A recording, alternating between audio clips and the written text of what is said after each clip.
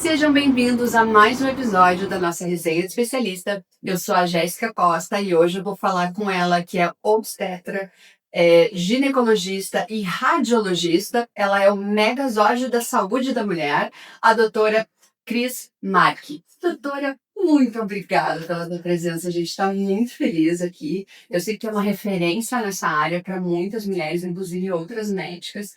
Então, é muito legal. E eu queria te dizer que nesse Outubro Rosa que a gente está, que é tão importante, né, a gente poder falar sobre saúde feminina, num geral, ter alguém aqui com tanta experiência é uma honra para nós. Muito obrigada, eu fico bem feliz de participar. Muito obrigada Foi mesmo. ótimo. Eu queria entender de onde veio A tantas especialidades. Bom, vou contar um pouquinho da minha história, Boa. então. Então, eu comecei, né, fiz a residência em gineco-obstetrícia, e a ideia inicial era fazer cirurgia oncológica e por esse ramo. Desde aquela época. E aí eu fiz. Durante um bom período da minha vida, eu trabalhei com isso. E a imagem veio junto disso, porque não tinha ninguém na equipe de cirurgia ginecológica da parte de que fizesse essa parte de imagem. E a partir daí eu fui para São Paulo, comecei a fazer os cursos, e aí comecei a me especializar em imagem, da imagem da mulher. E aí, por um bom tempo, eu fiquei ainda fazendo as duas coisas, até que nos últimos anos a minha dedicação maior, então, foi para mama, e aí eu fui focando cada vez mais em mama, e hoje eu trabalho com diagnóstico de imagem em mama, e aí eu faço um pouquinho de cada coisa dentro da mama, mas surgiu pela gineco. Mas a parte da obstetrícia veio É que a gineco-obstetrícia a gente faz residência fazer junto. junto. Isso. Tu não Daí, chegou a exercer. eu fiz tudo, fiz consultório, parto, era plantonista do centro obstétrico até tempo atrás, e gostava tudo, mas o que aconteceu comigo é que a parte de diagnóstico por imagem, e principalmente a mama, começou a tomar uma proporção muito grande na minha vida, e aí a gente tem que fazer uma escolha, porque a gente não consegue mais abraçar tudo, tu não consegue dar conta de tudo, a medicina está cada vez mais fragmentada. Mais específica, né? Mais específica, e aí tu começa a ter que focar e a ter que te dedicar para uma área, estudar mais uma área, tu vai nos congressos de uma área, tu começa vai afunilando e tu tem que fazer uma escolha. E aí a escolha foi, então, o coração que foi pra mama, né? Mas sempre fui super feliz com as minhas escolhas e acho que tomei a decisão certa, assim, né? Tô bem tranquila. Que bacana. Então, vamos falar de mama. Hoje a gente tem muitas questões para perguntar. Eu acho que essa parte da mama gera muitas dúvidas nas mulheres, principalmente essa relação com o câncer.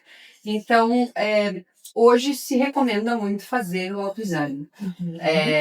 Não sei se as mulheres têm esse hábito frequente de fazer, ou só quando aparece a campanha do Outubro Rosa que elas fazem.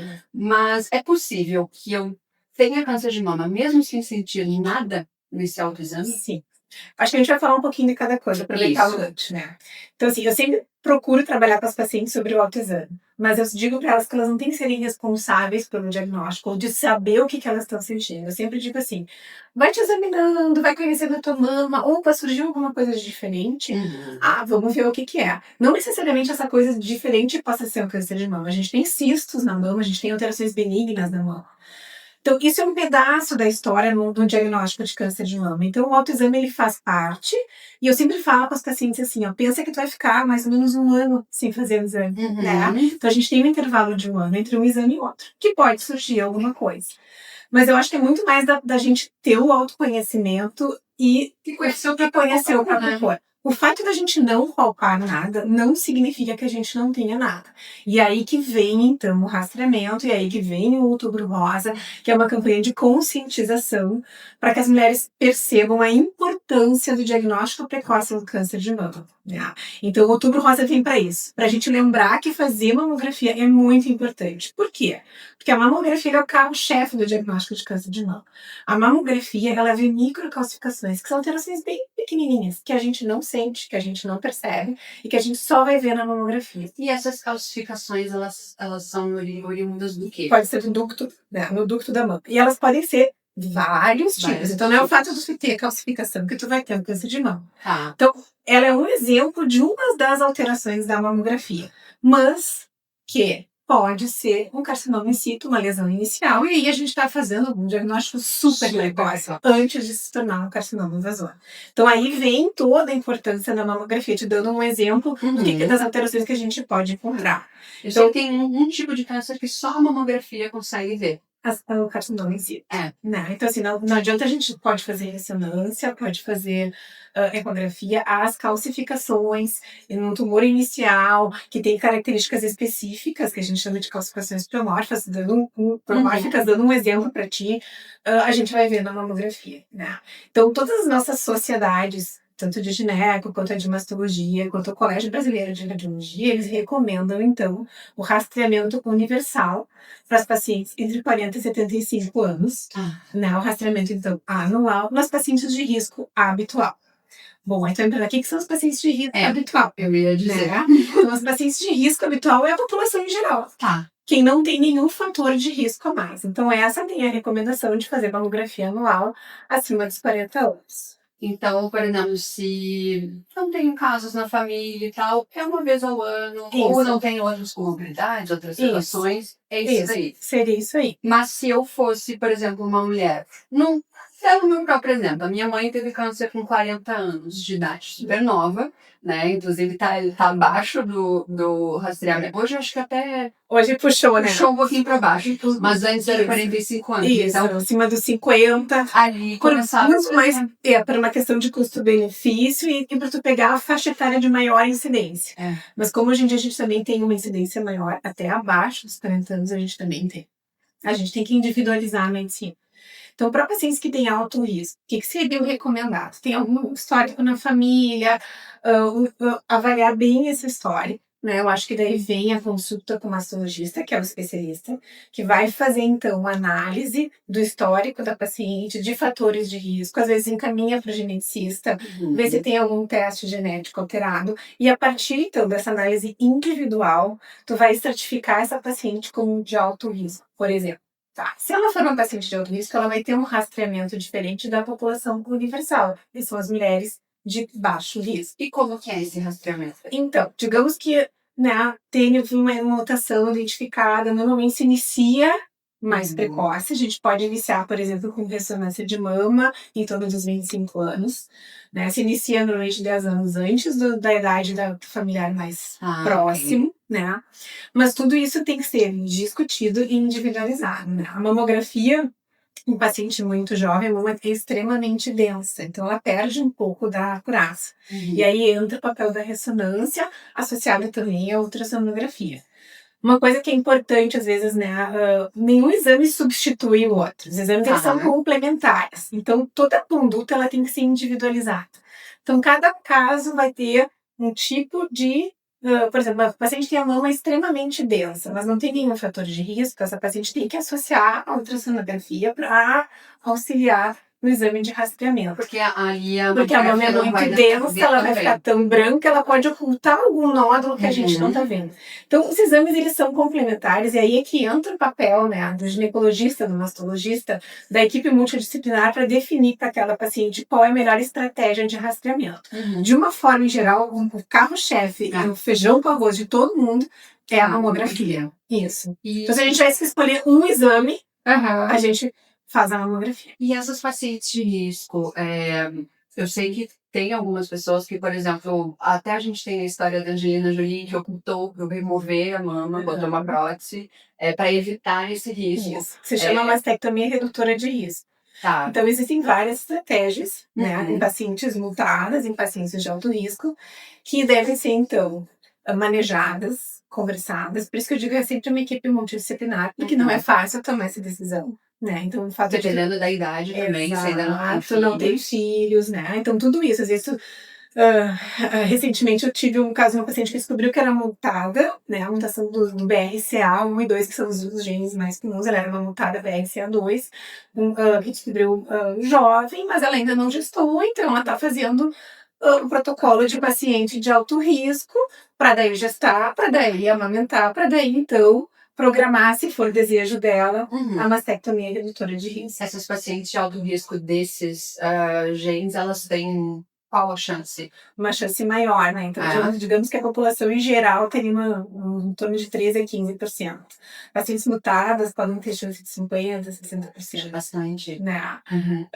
A maioria dos tumores, isso é uma coisa importante, né? Que às vezes a gente pensa assim, então o fato dela ter uma mutação aumenta bastante o risco dela, ela se torna uma paciente de alto risco. Mas a gente não pode esquecer que 90% dos tumores de mamas ocorrem de maneira esporádica. Espontânea, assim. Espontânea. Então, assim, não tem nenhum caso na família, não tem mutação genética, então a gente tem que manter o rastreamento, né? E as causas do câncer de mama a gente não tem uma normalmente causa é multifatorial. Tanto tem causa genética, comportamental, ambiental, né? Então é uma caixinha de surpresa. É isso aí. E por isso que toda mulher que tem mama tem que fazer o rastreamento. Isso aí. E deixa eu te perguntar mais algumas coisas, assim. A gente estava falando em relação a tirar a mama e colocar a prótese. As pessoas que têm prótese, quais são os cuidados que elas têm que ter? Elas podem fazer a mamografia? Eu sei que tem gente que tem medo que a mama vai explodir. Isso. Elas não só podem como elas devem, né? Elas têm que fazerem o rastreamento como todas as outras. A diferença tá, por exemplo, na mamografia, que a gente faz mais algumas incidências complementares, onde a gente comprime um pouquinho mais a mama, que a gente chama de manobra de Eklund. Então tem um pouquinho mais de incidências mamográficas para que a gente consiga pegar mais o tecido. Além disso, a gente pode usar a ressonância magnética nas avaliações dos implantes, né? Então, eu tenho um implante antigo, eu quero saber se o meu implante está íntegro. Então, a gente pode usar, associar a ressonância, né? Mas ela é uma paciente que tem que fazer o rastreamento como qualquer outra. Talvez ela precise ter alguns outros cuidados adicionais em função da prótese, mas não é impeditivo de nada. De fazer. De forma alguma. Em relação à prótese, uma paciente que tem uma prótese há muito tempo, ela precisa trocar? Isso é um pontinho de interrogação. Daí eu sempre digo para voltar no cirurgião plástico e conversar com ele. Porque as opiniões são bem divergentes, né? Então eu acho que eu sempre digo assim, vai lá no teu cirurgião, vê que tipo de prótese tu colocou, faz uma avaliação, conversa com ele, porque é sempre um pontinho de interrogação. Eu digo, eu sou só radiologista que tô olhando, eu só enxergo. Tudo bem, mas essas questões eu acho que são bem assim de se trabalhar com o cirurgião mesmo. Isso. E em relação, então, a essa dor, né, que a gente comentou na mamografia. Muitas mulheres têm medo de fazer a mamografia porque acham que vão sentir dor. Elas podem realmente sentir dor? Pode. E o que tem a relação? O que muda nisso? Então, tem duas pacientes que sofrem um pouquinho mais na mamografia. O que a mamografia é? Ela é um raio-x que comprime a mama, né? Em duas incidências. Pacientes que têm mama muito pequena, tem que puxar. Colocar, então ela que dói, não é a compressão. A compressão. E pacientes com mama muito grande, que às vezes tem que fazer mais de uma incidência para contemplar toda a mama. Então, sentir um pouquinho de desconforto é normal, mas não pode ser uma dor horrorosa. Às vezes, claro, o período de segunda fase do ciclo menstrual, às vezes a paciente já tem uma mastalgia cíclica, que a gente chama que vem, acompanha o ciclo menstrual. Então, evita fazer nesse período, deixa passar a menstruação e aí faz, então, a mamografia. Um pouco de desconforto é normal, mas durante muitos anos era como se fosse assim, uma mamografia é um horror. E hoje eu vejo assim, que eu pergunto para os pacientes, quando eu vejo que é o primeiro exame, e aí, como é que foi? Muito horrível? Não, doutora, eu nem achei tão ruim. Né? Então, assim, acho que é uma coisa que vinha isso. Eu acho que das nossas mães, assim, de que era um horror, eu acho que essa nova geração já não tem mais tanto isso. Acho que as mulheres já vêm sabendo mais da importância e já sabem que vão sentir alguma coisa, que então talvez não seja tão terrível. Não é um susto, né? Eu realmente fiz a minha primeira mamografia, acho que foi ano passado que eu fiz a minha primeira mamografia e não achei, assim... catastrófica. Nada, ok, tem uma pressãozinha aí, mas assim... Sim. Né? Sim. Bem de boa. E em relação aos resultados, então, acho que esse é um assunto que também gera muito medo das pessoas, né? A gente tem aquela classificação BIHADS de câncer de mama, que vai do 0 ao 5, ao 6, ao 0 ao 6, e cada uma significa uma coisa. Eu sei que o pânico das mulheres é quando vem aquele BIHADS 3, que tu não sabe se é ou se não é, e aí ela fica, e na cabeça dela é. Então, vamos falar um pouquinho sobre o BIHADS. Eu acho assim, né, várias pacientes perguntam que eu saí do BIHADS 2, eu fui pro BIHADS 3, eu saí do BIHADS 3, eu fui pro BIHADS 2. O que é o BIHADS, né? Eu acho que falar um pouquinho sobre isso seria interessante. O BIHADS é uma classificação internacional de nomenclatura em que tenta, então, padronizar os achados de mamografia, ultrassom e ressonância, para que todo mundo fale mais ou menos a mesma linguagem e isso tenha um nível de recomendação, de segmento daquela paciente. Então, BIRAD zero é quando tem um achado inconclusivo. Então, por exemplo, eu achei algumas calcificações na mamografia e eu preciso de uma ampliação para poder enxergar melhor. A paciente às vezes veio, fez uma mamografia, foi embora, ficou numa pilha de Valdai, e eu vou olhar depois o exame dela e opa, essa paciente tem que ser reconvocada, a gente tem que olhar de novo, e ela vai ganhar uma categoria 0. Ou ela então, tem... zero não é que não tem nada, ele precisa de complemento, tem que chamar de novo para ver. Esse complemento pode ser qualquer coisa. Pode ser uma ressonância, pode ser uma eco, pode ser uma magnificação, o que for necessário, que a gente achou daquele exame que precisa complementar. A categoria 1 é o exame normal. A categoria 2 são alterações benignas, então são cistos, calcificações tipicamente benignas na mamografia, por exemplo. Daí vem a categoria 3, que na verdade é uma categoria em que a gente está achando que aquilo ali é benigno, mas às vezes é um achado novo e que a gente precisa ter um tempo ou para poder dizer assim, isso aqui é benigno mesmo. Então, assim, por exemplo, vou te dar um exemplo. Um nódulo com características benignas numa paciente jovem, e eu posso dar uma categoria 13 e recomendar que ela venha daqui a 6 meses pra gente olhar, tá? Bom, aí, então, assim, a paciente, ela não quer ficar confortável com aquele categoria 13. Ela ficou muito nervosa, a família quer fazer a biópsia, a paciente quer fazer a biópsia, também não é uma contraindicação. Ou talvez a mãe. A mãe quer câncer de mama, tu quer olhar uma categoria 3 de um outro jeito, ou, por exemplo, uma paciente jovem que deseja gestar e tem uma categoria 3, e aí ela vai gestar, aquele nódulo pode crescer, a gente pode então ter que biopsiar aquela categoria 3. A categoria 3 é um risco menor de 2%. Ela é uma categoria só 2%. Menos de 2%. Menos de 2% de probabilidade de ser uma doença. Exatamente. Então, ela acha que ela tem que ter características bem típicas pra gente dar uma categoria 3. Se a gente tem alguma categoria que não fecha para 3, vai vir a categoria 4, a categoria 5, que são as categorias suspeitas, né? A 5 é altamente suspeita, onde a gente tem uma lesão tipicamente sugestiva de câncer, a chance maior também, que 95% de chance daquela lesão. E a 4? A 4 fica subdividida entre A, B e C, ser. né? Então, assim, A, menor probabilidade, mas, de um modo geral, a categoria 4 é um achado suspeito. 4A menos suspeito, 4C mais suspeito. A gente tem uma subdivisão. Mas acho que para as pacientes entenderem, o mais importante é que, assim, o 4 é suspeito, o 5 é altamente suspeito. E a gente dá, por exemplo, uma categoria 6, quando a gente já tem uma malignidade comprovada. Então, por exemplo, a paciente tem um nódulo, biopsiou e confirmou um câncer de mama. Daí ela começa, por exemplo, a quimioterapia. Aí, durante a quimioterapia, na sequência, ela faz um exame para ver se está respondendo aqui. Eu vou lá e vejo que aquele nódulo diminuiu. Aí eu vou laudar a mamografia dela e a ecografia dela, dizendo que na mama tal persiste o nódulo tal, já biopsiado com diagnóstico tal, por exemplo. E aí a categoria dela é 6. É 6. Então, o BIRADS, ele não dá o diagnóstico. Não, isso ele é super importante, ele dá suspeita. Então, baseado nos achados que a gente tem de imagem, mamográfico, ecográfico ou de ressonância, né? A gente vai classificar cada lesão com probabilidades de benignidade ou de malignidade. E aí surge, então, a recomendação.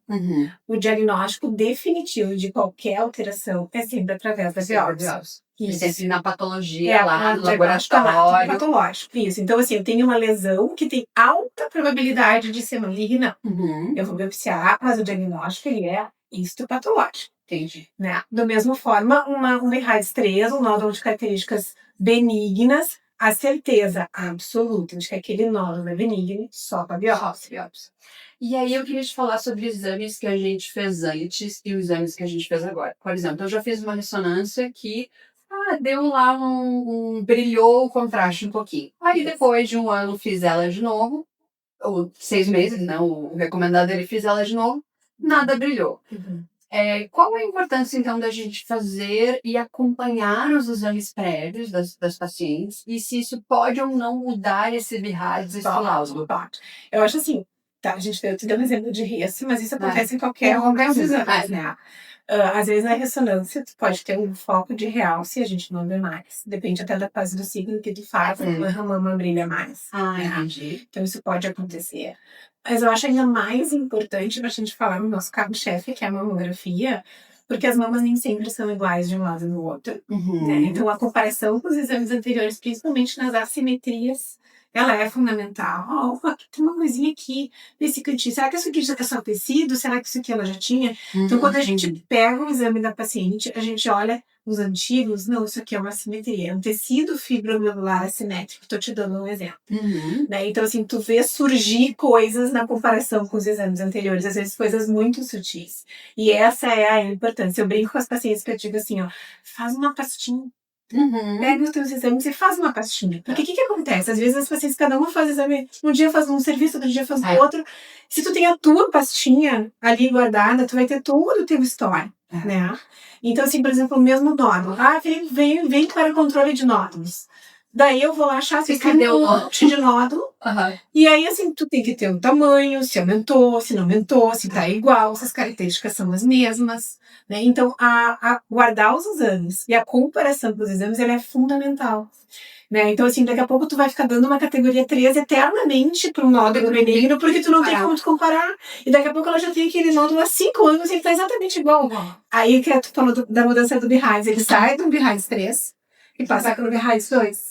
A pessoa, olha, eu era um 3,2, eu era um 2,3. Então, as pessoas começam a se angustiar e, na verdade, às vezes é só uma questão da gente ter o histórico da paciente e isso nos dá um norte de como, né, seguir aquela paciente naquele momento. Eu faço os meus exames todos no mesmo lugar, que inclusive faço lá na medicina diagnóstica, que eu sei que tu atende, justamente por isso, porque eu gosto que o meu histórico esteja lá, de preferência o mesmo médico que me avaliou antes, que me avalia agora, na ecografia, né, principalmente, na mamografia, o médico. Peço para eu ser o mesmo médico que faço lá. Isso é uma coisa que a gente pode pedir. Olha, eu sempre fiz exame com o doutor fulano, eu quero que ele veja a minha mamografia, eu quero que, né?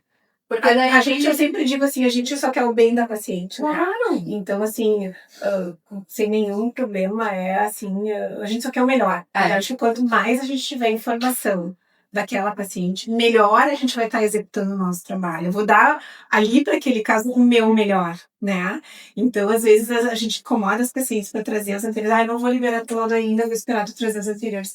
Não é que a gente é chato, é que a gente é cuidadoso. Acho que é um pouco chato também, mas tu só é fácil.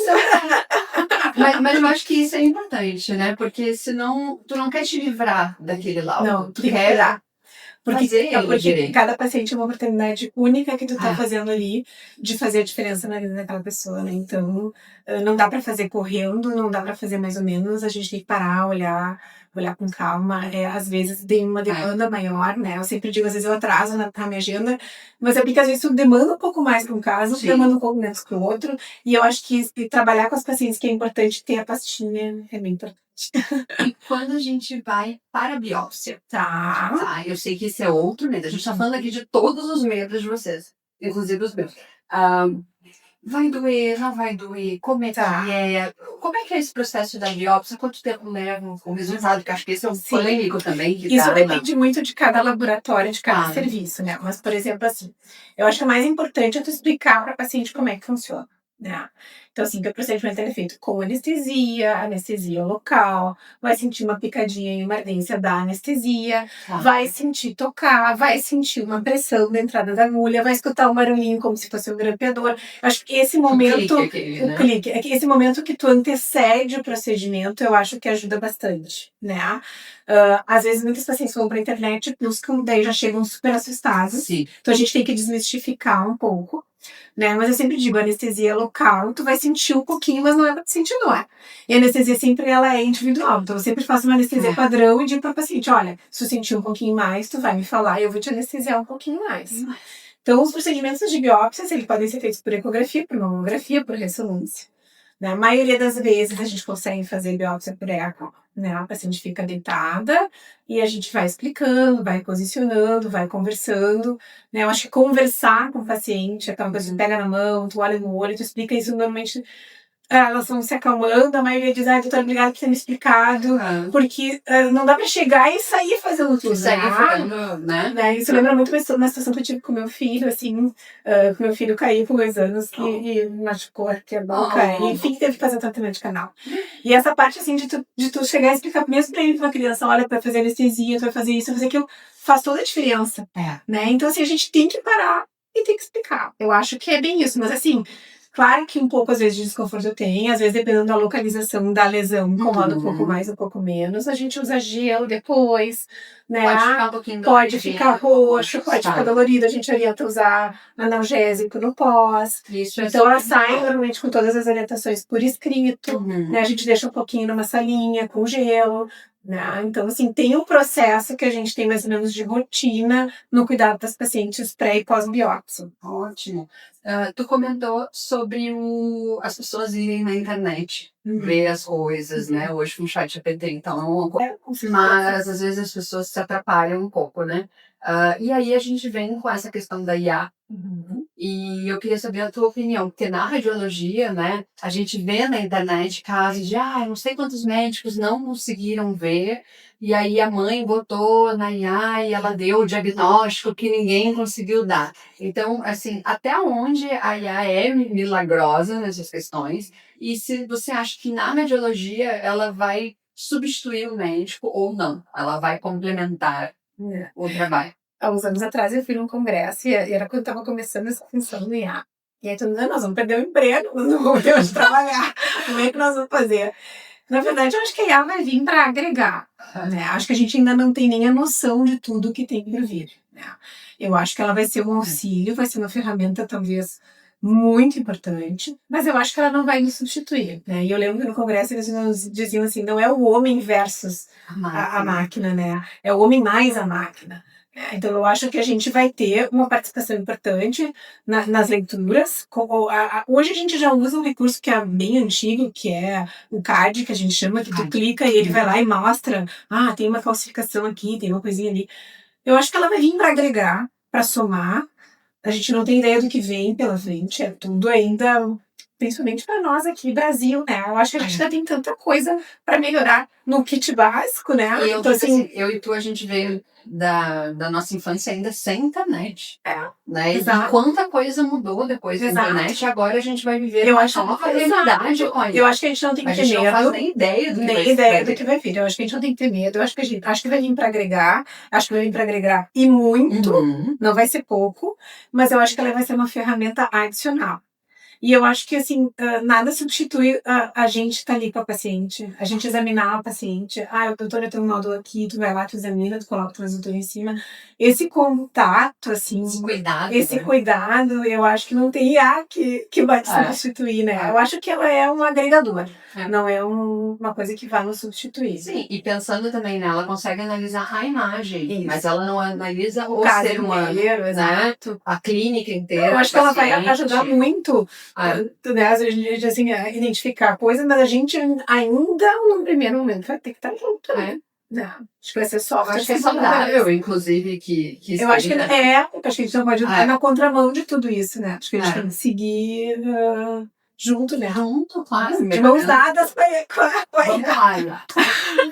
em relação a você falou agora dessa presença, né, aí no consultório. Tu tem alguma história de alguma paciente que tu disse, poxa, que diferença que eu fiz ali, mesmo sem a IA, né? Qual foi a diferença de fazer na vida dessas pessoas? Eu acho que todo dia a gente faz um pouquinho, assim, né? Tem vários casos, assim. Há um tempo atrás eu achei uma simetria bem pequenininha. E aí eu fiz uma tomossíntese. E aí aquele nódulozinho tava lá. Daí eu biopsiei por mamografia, mas um dado muito sutil, assim, de uma paciente que eu acompanho há muito tempo, com uma história familiar positiva. E era uma lesão meio no início. Então, assim, faz toda a diferença, né? Então, assim, ela ficou super grata, segue comigo, e aí tu pensa, tá tudo certo, é isso aí mesmo. E esse é o objetivo, né, da gente ir buscando coisas pequenas, e essas pacientes que a gente segue, e tu tem os exames anteriores, a diferença foi nisso, foi um achado muito sutil, uma simetria muito pequenininha, que eu olhei e comparei com o exame do ano passado, e só isso aqui não tinha, não achei na ecografia, botei de volta, leva de novo pra pra mamografia, faz uma tomossíntese, vamos olhar de novo, na tomossíntese uma coisa bem pequenininha, vamos marcar uma biópsia por estereotaxia, porque a gente só enxerga com a mamografia, e assim tu vai, né, passinhos de formiga, pra tentar fechar o diagnóstico. E é um trabalho de detetive quase, né? Tu vai investigando, assim, até realmente achar aquilo ali.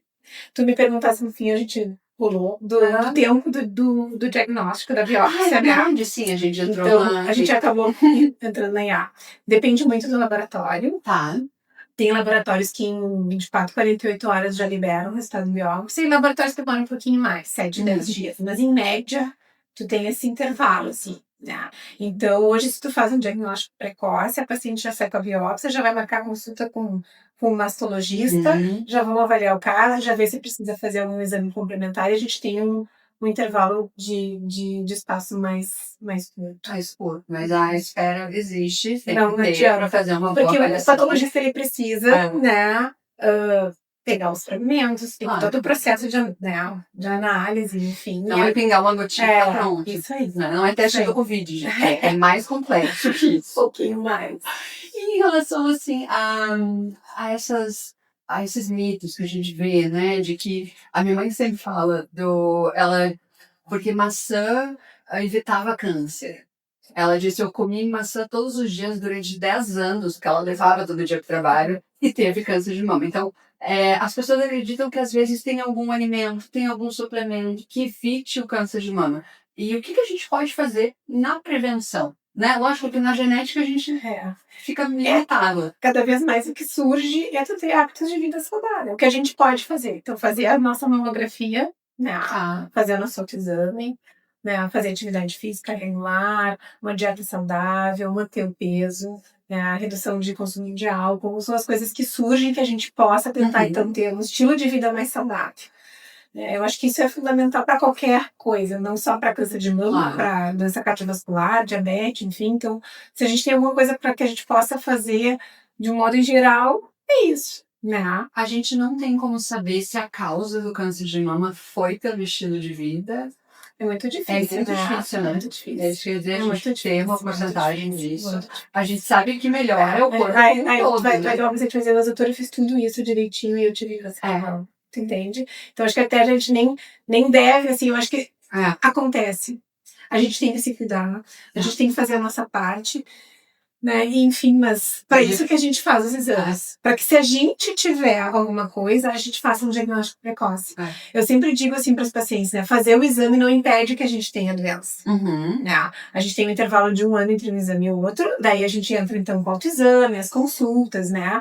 Mas a gente tem que a nossa parte é fazer isso. Né? E descobrir cedo. Se porque se a gente faz a nossa parte, se a gente tiver que ter, que a gente descobre uma coisa pequenininha. E aí as chances de cura, tratamento são muito maiores. Então acho que é isso que a gente tem que trabalhar na cabeça das mulheres. E aí acho que vem o Outubro Rosa com isso, entendeu? Por causa dessa. Né? Então assim, tu tem um estilo de vida saudável, tu fazer os teus exames, tu ir na tua ginecologista, tu ir no teu mastro, tu identificar se tu é uma paciente de risco ou não para mudar o teu tipo de rastreamento. Isso vai fazer diferença no teu cuidado. Né? E aí se tu tiver que ter alguma coisa que seja um diagnóstico precoce. Tem uma oncologista maravilhosa que ela dizia assim que o câncer é um azar. Não é tua culpa, não foi nada que tu fez, não foi nada. Não, ele é um azar. Ele é um azar. E a gente tende a se culpar por tudo, A gente tende a se culpar por tudo. Então assim, foi porque eu fiz aquilo aquela vez, porque eu usei tal coisa, porque eu tomei tal coisa, porque eu não sei... Então, assim, acho que a gente tem que tirar um pouco isso também. Acho que a gente tem que fazer a nossa parte. O rastreamento tá aí para isso, né? A nossa parte é conscientizar as mulheres, é fazer o que tá isso, exatamente. E trazer ela para perto do gineco, para perto do mastro, né? Ser uma aliada aí nessa luta para que a gente tenha, então, mais sucesso nessa caminhada. Eu acho que vem por ele. E falando, assim, dessa mensagem de Outubro Rosa, qual é a mensagem que a doutora Cris deixaria, que estaria estampada em qualquer cartaz de Outubro Rosa, ou algo que seja realmente diário do teu consultório com os teus pacientes? Eu acho que é isso, assim. Eu acho que assim, a gente fazer a nossa parte, ter a tranquilidade, né? Fazer a pastinha. Fazer a pastinha. E assim, tentar viver uma vida mais saudável, né, em harmonia, fazer os exames de rotina. Acho que a consulta com o gineco, que é a estratificação de risco, é uma coisa bem importante, porque daí pode mudar a tua estratégia de rastreamento. E eu acho que é. Eu digo assim, as mulheres cuidam de todo mundo, né? Às vezes esquecem de cuidar delas. E isso é muito mais comum do que a gente imagina. Várias pacientes, quando é que foi o último exame? Faz 2 anos que eu fiquei cuidando do meu pai, da minha mãe, do meu marido, que tava doente, e aí, doutora, eu esqueci de mim. Né? Não, então agora nós vamos cuidar de ti. E aí, quando termina o exame, eu disse, eu te quero aqui ano que vem. Tu volta aqui ano que vem. Aí tem que ser médica general com elas também. Não, mas faz parte desse cuidado. Acho excepcional. É isso aí. Tudo, eu não tenho nem palavras para te agradecer por essa aula de mama aqui, de câncer de mama. Acho que a gente conseguiu realmente dissolver muitas dúvidas e muitos medos que as mulheres têm em relação a fazer os exames, né? E ao que fazer quando o laudo aparece. Então, eu queria te agradecer pela presença, foi muito bom. Quem quiser fazer exames com a doutora, ela atende na Medicina Diagnóstica, ali na Avenida Soledade, no número 569, no 6º andar. Muito obrigada. Nada, eu agradeço. Seja bom. Muito obrigada. Obrigada. Até a próxima. Muito obrigada.